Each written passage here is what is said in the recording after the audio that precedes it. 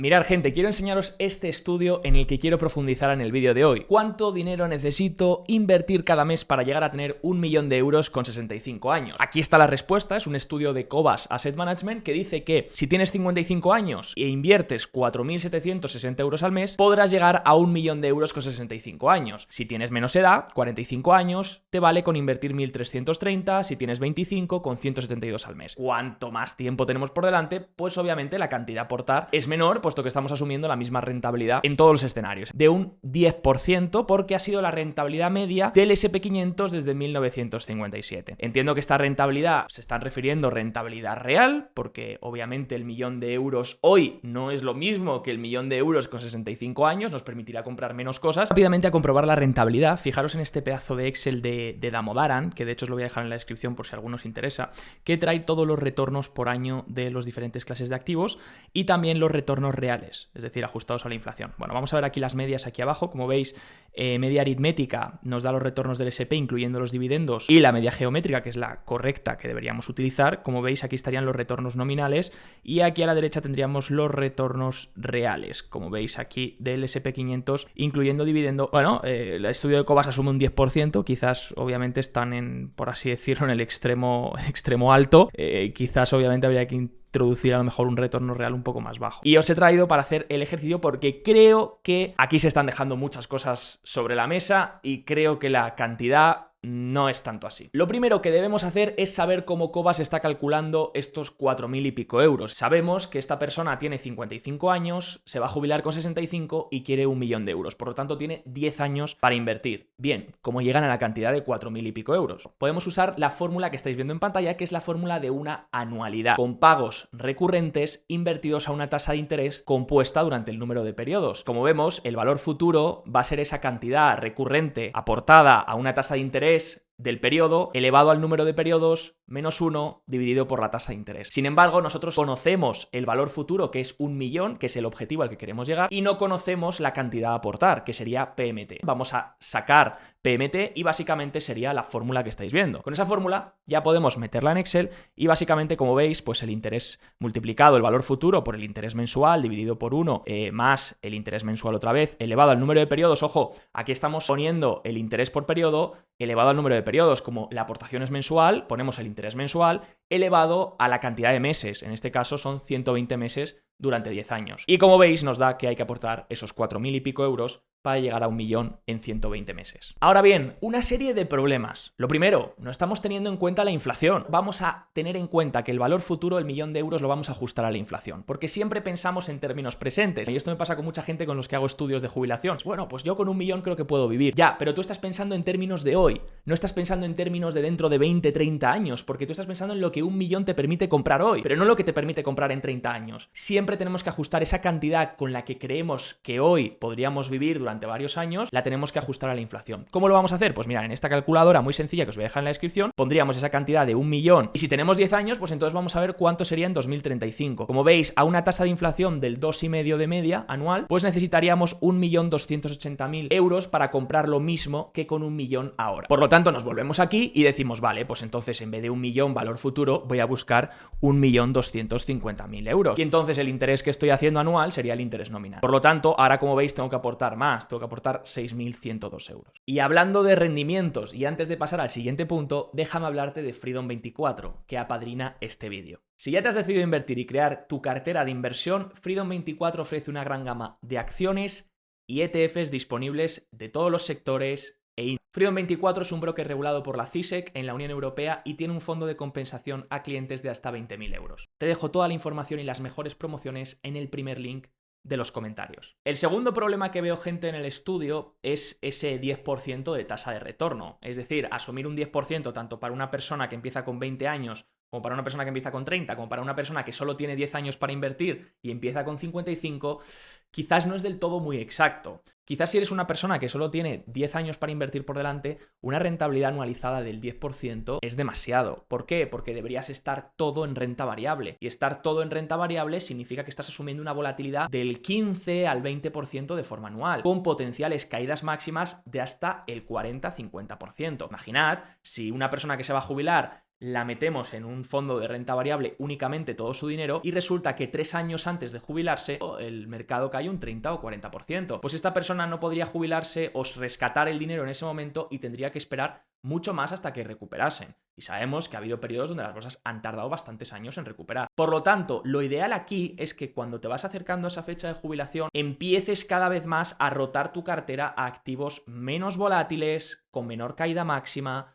y que así puedas asegurar los flujos futuros. Fijaros que he sacado una cartera del S&P500, el oro, bonos a largo plazo, mercados desarrollados excluyendo Estados Unidos y Nasdaq 100. Y he calculado la rentabilidad media anual. Entonces, como veis, el S&P500, de hecho, la rentabilidad anualizada nominal es de un 11,6%. Quizás 10 estamos siendo un poco excesivos, porque claro, tendríamos que haber acertado con el S&P500, que ha sido el índice que mejor lo ha hecho. Pero es que otros índices no han dado una rentabilidad anualizada del 10. Luego he sacado la desviación estándar anualizada y como veis, pues la renta variable te basa a desviaciones estándar del 15 hasta el 20%. Eso significa que a una desviación estándar, nuestro resultado anual se puede mover más 15% por encima de la media y menos 15% por debajo de la media. Es decir, ese sería un poco el rango de movimiento. Pero esto es lo que os quiero enseñar. Fijaros, he simulado distintos pesos y distintas carteras. Y cada vez que cargo la página, pues simula, no sé si 1000 carteras. Obviamente nos interesa estar en las zonas con mayor rentabilidad y menor volatilidad, es decir, más hacia la izquierda y arriba. Vamos a buscar cuáles serían los componentes de esta cartera que minimicen la desviación estándar. Porque digamos que eres una persona que se va a jubilar dentro de poco, pues tenemos que disminuir la volatilidad, ¿no? Entonces le vamos a dar al solver, vamos a ponernos en desviación estándar, que es lo que queremos resolver. Este es nuestro objetivo. Queremos que sea la menor desviación estándar. ¿Y cómo lo vamos a hacer? Pues cambiando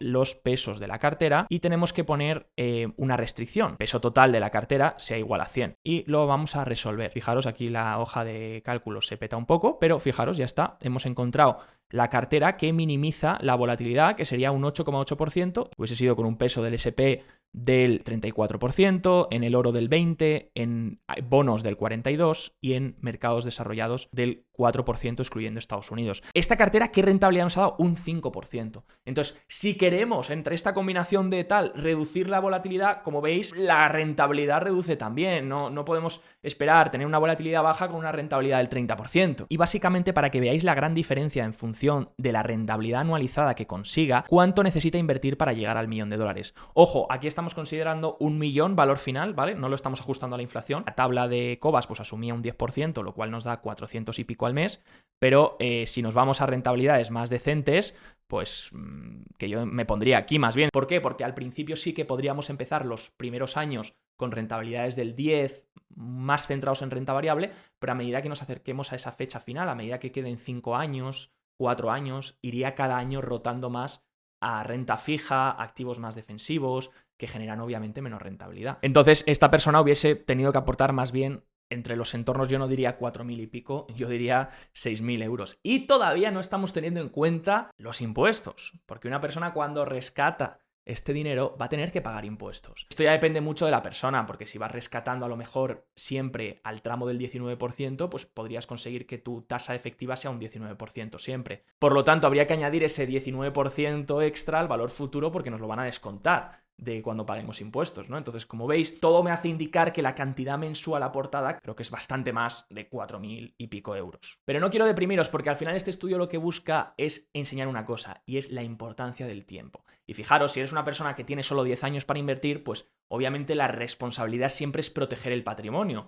porque ya que lo has ganado durante tanto tiempo, no lo vas encima a perder. Por eso estábamos asumiendo menor riesgo. Sin embargo, una persona que tiene 30 años tiene mucho tiempo por delante y puede asumir más volatilidad porque tiene tiempo para recuperarse también. Entonces, antes de hacer ese cambio a activos más defensivos o menos volátiles y menos rentabilidad, podemos aprovechar más años 100% renta variable. Eso significa que podemos conseguir una rentabilidad media mucho mayor. Vamos, por tanto, a hacer un ejemplo muy sencillo para ver estos temas que hemos comentado anteriormente. Pensemos en una persona que tiene una edad de 30 años, ¿vale? Edad actual, por cambiar un poco, que antes hemos estado con 55 todo el rato. La edad de jubilación sigue siendo la misma, vamos a decir 65, que seguramente sea mucho más elevada. Seguramente, realmente a lo mejor son 70, ¿vale? Pero bueno, vamos a considerar lo mismo. El objetivo es 1 millón, habíamos dicho, ¿Y la inflación anual cuánto va a ser? Bueno, pues estimamos un 2%, seguramente sea más elevada. El impuesto efectivo, aquí tenemos que tener en cuenta también los impuestos a nivel fiscal, ¿no? Entonces, bueno, digamos que una persona consigue rescatar al 19% de forma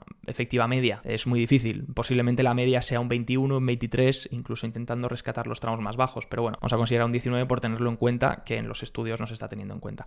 Y luego el interés anual nominal sería lo que podemos conseguir año a año, ¿no? Bueno, aquí hay una persona que tiene 30 años, a lo mejor puede ser un poco más agresiva, y ahí sí que podemos hablar de un interés nominal del 10% quizás, ¿no? Yo sería un poco más conservador, pero bueno. Entonces, ¿qué nos calcula todo esto? Bueno, pues ahora estamos calculando los años a objetivo, en este caso pues la diferencia, ¿no?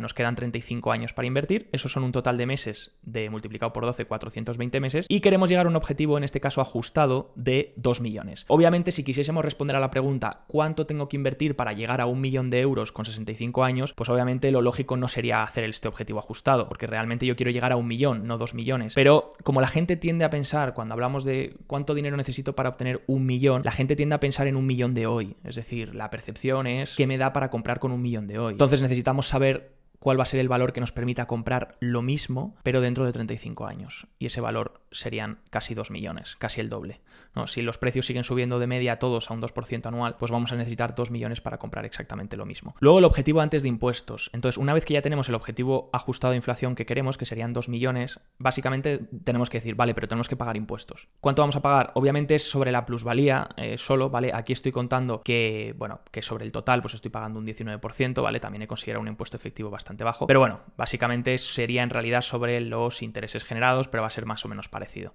Entonces, para saber cuál es la cantidad que tengo que aportar mensual para obtener esta cantidad antes de impuestos, pagar impuestos y obtener este neto, pues básicamente voy a hacer la fórmula de Ordinary Annuity, que es la que hemos utilizado antes. También estaría Annuity Due, ¿vale? Que es otra fórmula. Básicamente, Ordinary Annuity se usa cuando se aporta a final del periodo. En este caso, como son aportaciones mensuales, entiendo que es una vez cobrado el sueldo y por tanto a final de periodo. Y Annuity Due es si se aportase a principio de periodo. Me da un total de 650 euros. Si consigo aportar, por tanto, 650 euros durante 420 meses y generar un 10% de interés, pues entonces voy a obtener 2,5 millones cuando me jubile, que una vez restado impuesto, más o menos, y de forma muy chapucera, me va a dar unos 2 millones. Que se traduce en una aportación total de unos $273.000, 650 por 420 meses aportando, y nos habremos generado unos intereses de más de 2 millones. Todo esto por el poder del tiempo, porque partimos de una persona que en este caso tiene 35 años por delante. Fijaros que si incluso bajásemos la edad y dijésemos, pues tenemos 20 años, pues fijaros que la aportación mensual se reduce bastante. Por eso la importancia de empezar a invertir pronto, porque si uno empieza a invertir pronto, tiene ya mucho camino hecho, mientras que si empezamos mucho más tarde, pues obviamente la cantidad mensual se engorda bastante. Para que podáis calcular todo esto mucho más en detalle, os voy a dejar un link en la descripción que os va a ser de mucha ayuda. Esta calculadora creo que es la mejor que he encontrado, hay muchas en internet, pero esta para mí es la más precisa y la mejor, y podréis tocar un montón de cosas, ¿vale? Por ejemplo, podéis poner la cantidad inicial de inversión, el tipo de interés, como lo queréis, si es mensual, trimestral, anual, cuál es la forma de compounding. Podéis ser mucho más precisos, ¿no? También las contribuciones, podéis poner que haya salidas si las vais a necesitar, podéis poner que las aportaciones se ajusten a la inflación, entonces a lo mejor no haría falta buscar ese objetivo ajustado a la inflación, sino porque podríamos poner 1 millón, pero hacemos las aportaciones ajustadas a la inflación, ¿no? Todos los años vamos incrementando la aportación en función de lo que incrementa nuestro salario y por ende la inflación, ¿no? Aunque ya sabéis que la inflación sube más que el salario. Pero bueno, os dejo esta calculadora que creo que es bastante interesante y creo que os puede ayudar mucho para que hagáis vuestros propios cálculos, pero siempre, gente, teniendo todas estas consideraciones que hemos dicho en mente, ¿de acuerdo? Para ser mucho más conservadores y luego no llevarte sorpresas. Prefiero que no te hagas ilusiones y luego tengas un mejor resultado que a que te hagas ilusiones y luego tengas un peor resultado. Mejor ser conservadores en estos cálculos siempre. Ahora bien, esto no es magia y ya está. Recuerda que hay muchas cosas a tener en cuenta y recuerda también que estas rentabilidades son de media, anualizadas. Un año va a ser muy bueno, otro año va a ser muy malo. Así que yo me despido y un abrazo, familia.